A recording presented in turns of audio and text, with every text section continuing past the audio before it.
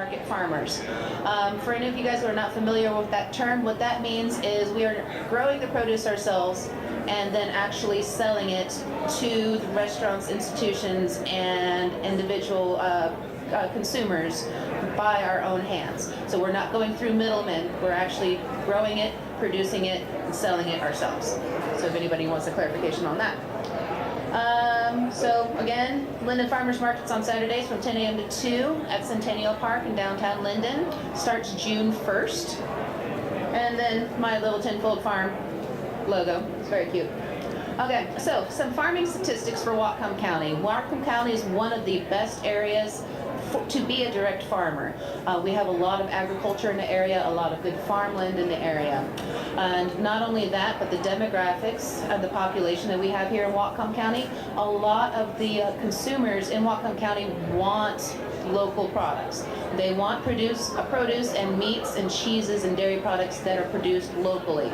And 7% of the farmers produce poultry and eggs, 5% are nurseries and greenhouses, 8% produce cattle and calves, beef products, 22% is your fruit, nuts, and berries. Obviously, a lot of that's raspberries and blueberries here in Whatcom County. Dairy is at a whopping 54%, which is fantastic. And then your other agricultural products and vegetables make up the additional 7%. Selling directly to your customers gives great value because when you're selling directly to your customer, you can get a higher price point than if you're selling wholesale. That's one of the benefits of participating in farmers markets and selling to local restaurants. Local products are also better for the environment. The reason for that is you're using less fuel for transportation costs and for storage fees. And then the product is also healthier because you're not going through the week or 10 days for your produce to get to your location. Farmers markets are a great way to direct sell to consumers.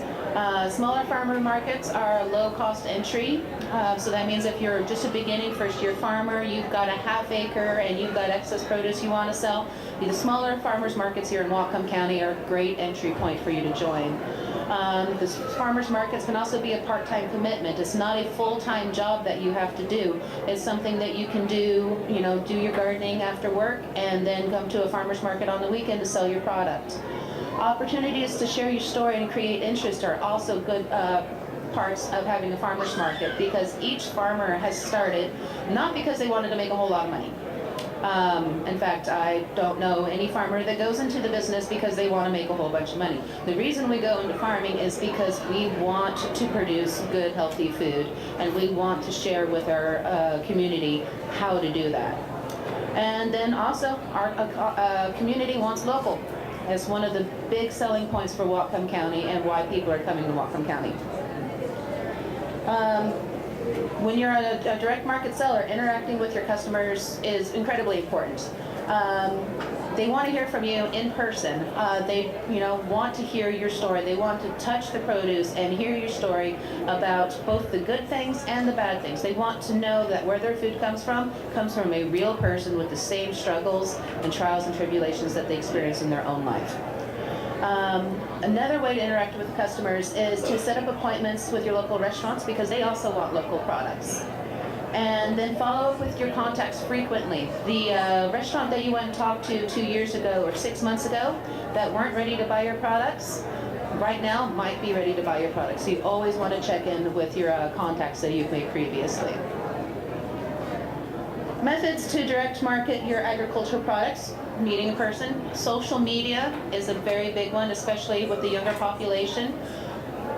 Things like Facebook, Twitter, Instagram, Reddit, which I didn't know existed until my teenagers told me, and Pinterest. Follow-up emails, phone calls are important. Also going to trade shows, Small Farmers Expo, things like that, definitely beneficial. And again, your local farmers markets. And the importance of online presence. Make a website, get a social media presence going. The reason for that is 97% of people look online before purchasing products. That's not just, when they're looking at shoes and the latest fashion. It also goes for the food that they eat. They look online, see what they can find out about the information about the farm, about the products that they're looking to buy. 90% use a search engine to conduct research. And the average customer uses 7 sources when looking to purchase products locally. 58 use online coupons, and 19% book appointments online. So again, social media can be a huge boon to farmers who are looking to sell directly to consumers. And that's a picture of some of the stuff we produce, and that's what I got. Okay.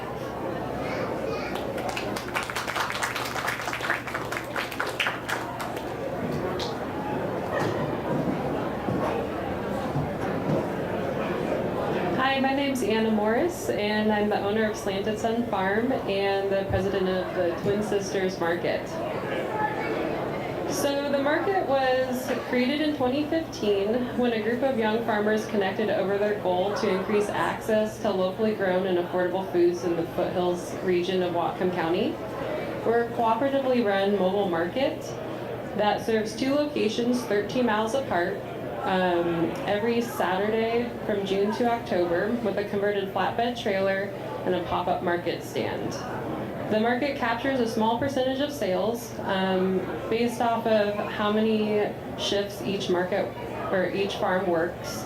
In the winter, we get together and crop plan, and we try to distribute sales as equally as possible. Farms are responsible for covering usually a maximum of about 5 shifts per season. So we've been taking advantage of a few different grants locally. Mainly the Farm Fund grant through the co-op has been kind of our go-to grant.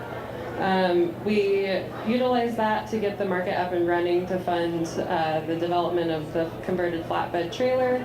And then recently we've been using that grant to be able to reimburse farmers for leftover produce at the end of the market that they donate to the Foothills Food Bank. This decreases the risk for small farms, and it really allows us to kind of go towards that old saying of pile it high and watch it fly. We've seen our sales increase with the more produce we bring.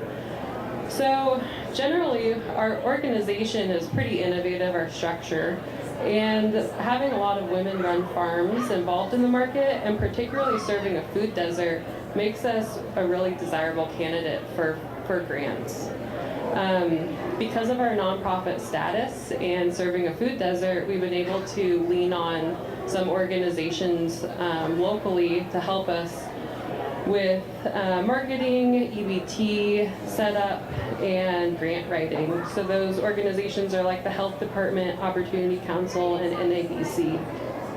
And then also, like I said, it's a food desert, so it's also an untapped market. So we've been able to develop a really good relationship with customers who are really hungry for fresh local produce, and they've been showing up and supporting us for years. And then finally, just as a group of farmers, we've really united under this mission to improve our community and bring food to the people who need it most. Like Tiffany said, we get into this because of that mission. We want to feed people. And so it's been really gratifying to build a market based on those values and then meet other people that share those same values. There's been a few challenges to this market. Generally speaking, it takes a few years for people to even notice that you're there. It was a pretty slow start, but after our 4th season, sales have become stable and actually continue to grow. So that's been really nice to see. A main uniting force has been access to locally food, but also the utilization of EBT.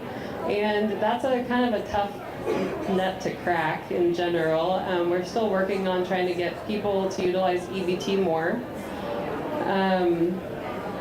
And generally, we've taken kind of a grassroots approach to marketing.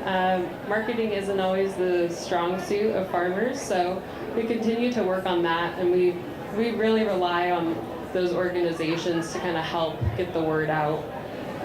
And then we're also a volunteer-run organization, so that kind of just creates a few interesting things, like it takes a fair amount of coordination to just run this market.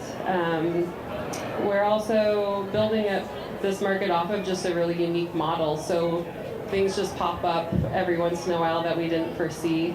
And because we have different people working the market each week, the continuity can kind of be a little shaky sometimes. And then finally, as we look to the future, we're really hoping to start trying to pay our workers to work the market shifts. As I said, it's all volunteer run right now, and we're looking at hiring a market manager to complete the weekly tasks. We're also looking to access new demographics, so again, increasing the EBT sales and also trying to include more kids in the market and get some more excitement around veggies. And we want to continue adding new products. Right now we have about 52 different types of vegetables, fruit, meat, eggs, and other products. So we're continuing to expand that and add on more staple products to make it more of a one-stop shop for folks. And then we're really going after some bigger grants, hopefully in order to complete those previous goals I just talked about. So we're going for the Value Added Producers Grant, the Farmers Market Promotion Program Grant, Healthy Food and Financing Initiative grants. So these are 3 things that can kind of help get us on our feet, but maybe it's not so we're just reliant on them. So we're trying to strike that balance with utilizing grants to a certain extent, but also building the structure of the market so it's a standalone entity. All in all, it's just been a really interesting process. We've been really lucky with having a really solid group of farms involved and a lot of really great farmers involved too. And we just are really excited to start our 5th season this upcoming year.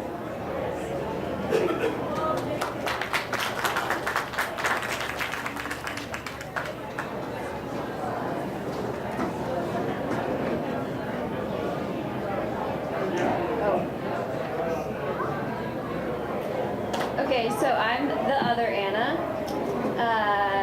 I own City Sprouts Farm, and I coordinate the Birchwood Community Farm Stand, which actually this year is going to be called the City Sprouts Market. We're sort of the little sister to the Twin Sisters Market. We were inspired by their model to come together as a collaborative force to increase food access in different neighborhoods around the county. So City Sprouts is a half-acre mixed vegetable operation in Bellingham in the city limits. We are small scale, very, very small scale, and one of the challenges when we first started out was, well, first of all, we really wanted to have our products be accessible to the immediate neighborhood that we were growing in. And one thing that was happening in that neighborhood was a significant lack of food access. So a grocery store had just closed there. And the neighborhood was really feeling that. And we wanted to help aid in that situation, but we're such a small scale that we didn't have the capacity to open up a full-on market stand with a diverse amount of vegetables. And so we looked at the Twin Sisters Market as an inspiration for that, and thought about coming together with a group of farmers, which helps in a lot of ways because it increases the diversity of what you have at the market. It connects more farmers directly to the people consuming their food.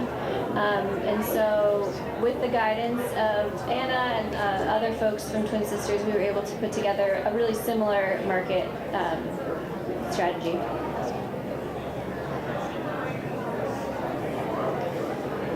So one of our biggest missions is to increase access to local produce. And there's a lot of different ways that we're going about that. The biggest thing is neighborhood partnerships. So we try to connect with as many change makers in the community as possible. So we're really close with the neighborhood association and then different other community groups. The next thing is farmer collaboration. It just feels a lot more manageable when you're working together with other people. And we don't like to think of other farmers as competition. We like to err on the side of collaboration because in the end it really supports everybody if you're working together. Connecting and listening to the residents of that community is a big thing, kind of understanding like, okay, how do they generally get their produce? Do we need to put our farm stand or our market stand in an area that has high traffic or where there's a bus stop or where there's a lot of people driving by consistently? And the other big thing, our biggest marketing strategy, I guess, is building trust through consistency. So we're there every week, same time, same place, same people running the stand, and through that we want to build trust and increase our customer base in that way. And then the last thing on there is think about what causes food access disparities in our neighborhoods. And a big piece of that is, so there's a lot of different reasons, but one thing to think about is transportation, and that's we strategically put our market stand near a couple bus stops so that we could increase access in that way. Yeah, and then the other thing is being able to accept EBT is huge. Just taking down some barriers for folks.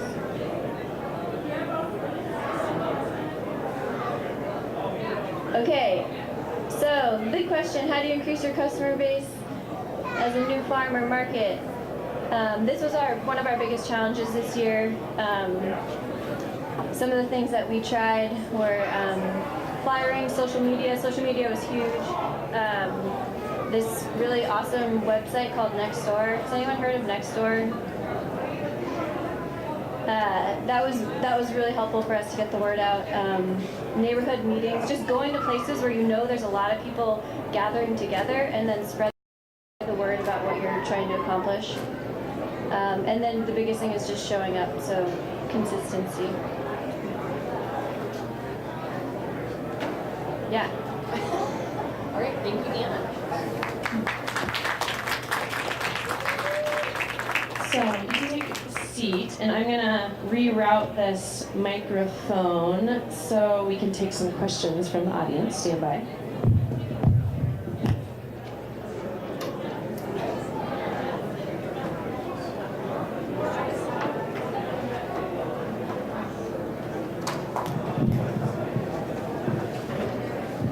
I expect 3 questions from everybody in the audience. 3 questions, no pressure. Oh, we've already got one right here, hands up. So I'm on Nextdoor and I see your guys' advertisement and I live in the neighborhood, but I've never seen where you're at. Yeah. That was a challenge too, signage. We had these small signs that nobody could ever see. So this year we're going to get huge signs that you can't miss it. We're in we're behind the Shell station, in front of the old Albertsons building, like next to Little Caesars. Mm-hmm. Next to Little Caesars, not many farmers can say that. Other questions you have for this group? Amazing ladies up here. Thank you for presenting, guys. I really appreciated it. I actually do have 3 questions. My first question is, do all farmers markets require a business license? Because I kind of feel like that might be a barrier of entry. So some farmers markets do, some do not. However, the benefit to having a business license, there are a couple of those. First, a business license is not an expensive endeavor to do, especially if you're doing it as a sole prop. If you go to the Department of Revenue website, they actually very carefully go through all of the steps you need to do to fill out an application, and then you can make your payment online. One of the benefits of having a business license means that you can then get a commercial liability policy. And when you are selling food, especially, I highly recommend having a liability policy, so that way if something you grow makes somebody sick, instead of you being personally responsible for it, your insurance would take care of that. So, I mean, just from a personal security standpoint, having a business license so you can get that commercial policy is integral. One of the other benefits of having a business license is, especially if you're growing produce, is then your seeds, your soil amendments, the depreciation of your farm equipment, if you have tractors or hand tools, not hand tools, but machinery, the fuel you use, that all becomes tax deductible. So then what it was a really expensive hobby can then become a tax deduction. And hopefully you make money at it at the same time. My second question is, why are we in a food desert? It seems like this is a great place to grow produce. Well, there's a lot of ways to define there's a few factors in defining a food desert. A few of them are, just having a close grocery store. You might have a gas station that has some minor groceries in there, but it's not like a complete store. There's transportation issues. So just where we're at, out in East Whatcom County, they say it's about 10 miles as the crow flies to the nearest full-service grocery store. For folks who want to take the bus from Kendall to Bellingham, one way is over 2 hours on the bus. Wow. So, you can grow the food, but not everyone can grow their own food. And there just isn't as many grocery stores outside of city limits as you'd expect.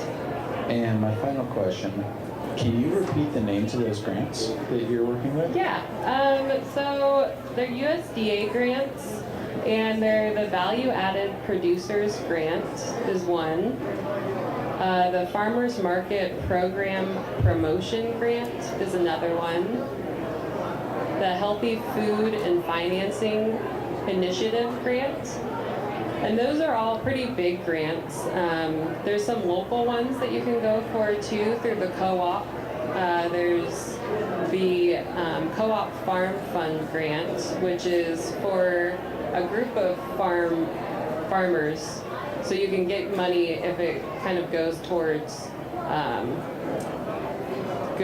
group of farmers. And then there's also Scaling Up for Wholesale grant. So it's a partial grant, partial loan program, and that's pretty helpful if you're trying to get into more wholesale. The second one you said, after value-added produce, was farmers market Promotion program, and that's more for organizations like farmers markets and stuff like that. Thank you very much.